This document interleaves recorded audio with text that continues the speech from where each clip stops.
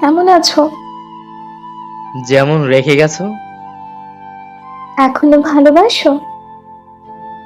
হয়তো। বিয়ে করনি কেন? ইচ্ছে নেই। কেন নিজেকে কষ্ট দিচ্ছ? হয়তো নিজের দোষে। এখনো সিগারেট খাও? ওইটা এখন অভ্যাস। কথা দিয়েছিলে কাউকে? কেউ একজন আমায় ছেড়ে না যাওয়ার প্রতিশ্রুতি দিয়েছিল। আমি পরিস্থিতির শিকার। তোমার স্বামী কেমন আছে? হয়তো ভালোই আছে। মানে? মারা গেছে অনেক আগেই। কিভাবে হলো? কার অ্যাক্সিডেন্টে, হঠাৎ করে। ও। হুম। কখন হলো এসব? আজ থেকে 2 বছর আগে। এতদিন বলনি কেন? 1.5 বছর কোমায় ছিলাম। জীবন মৃত্যুর মাঝপথে ঝুলছিলাম। আল্লাহ হয়তো চাইছিলেন আমার আরো পরীক্ষা নিতে। আল্লাহ। হিয়া, এখন কেমন আছো? যেমন থাকা উচিত তেমনই আছি। মানে? আহ কি হয়েছে তোমার? হিয়া, ঠিক করে বলো। কোথায় কষ্ট হচ্ছে? না, তেমন কিছু না। সত্যি করে বলো। মাথায় ব্যথা হয় খুব, হসপিটাল থেকে ফিরে আসার পর থেকেই। ডাক্তারের কাছে গেছো? হুম। তারা কি বলেছে? বলেছে মাথায় এক ধরনের টিউমার হয়েছে, যেটা প্রতিদিন একটু একটু করে আমাকে কষ্ট দিয়ে মেরে ফেলবে। অপারেশন করলে হয়তো বাঁচবো, হয়তো মরবো। হিয়া। বলো না কিছু।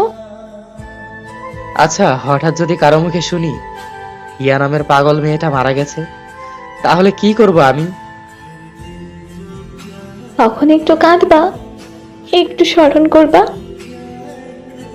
চুপ করো। এইসব উল্টাপাল্টা কথা বলো না।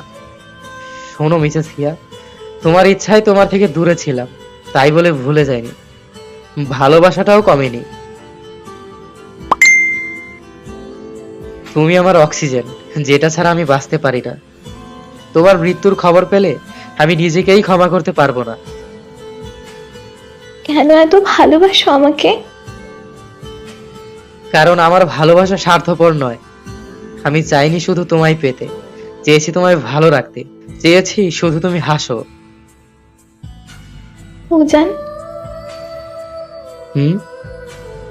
তুমি জানো, আমি তোমাকে আজও ভুলতে পারিনি। সে ক্লাসের বেঞ্চে বসে তোমার নোট খুঁজে দেওয়া, রোজ বারান্দা দিয়ে তোমার দিকে তাকিয়ে থাকা, সবকিছু আজও চোখে ভাসে। পাগলি। বলো না আর একবার। তুমি শুধু আমার, শুধুই আমার। ভালোবাসি তোমায় অনেক অনেক বেশি। প্লিজ, একটু জড়িয়ে ধরো উজান। বলো।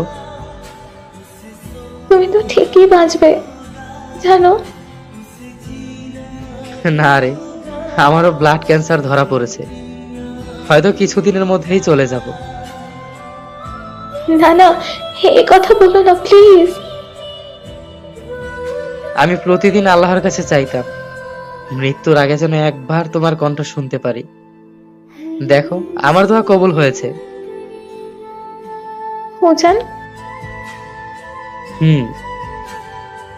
ওপারে আমার জন্য অপেক্ষা করবে তো? করব, অবশ্যই করব। আমাদের দেখা হবে ওপারে, যেখানে কেউ আর আমাদের আলাদা করতে পারবে না। ভালোবাসা কখনো মরে না। দেহগুলো হয়তো হারিয়ে যায়, কিন্তু হৃদয়ের টান থেকে যায়। হিয়া আর ওজান দুজনেই জানতো এই দুনিয়ায় তাদের মিল হলো না, তবুও ওপারে তারা এক হবে। সেখানে থাকবে না সমাজ, থাকবে না দূরত্ব, থাকবে না রোগ, থাকবে শুধু ভালোবাসা, চিরন্তন পবিত্র আর অবিনশ্বর ভালোবাসা।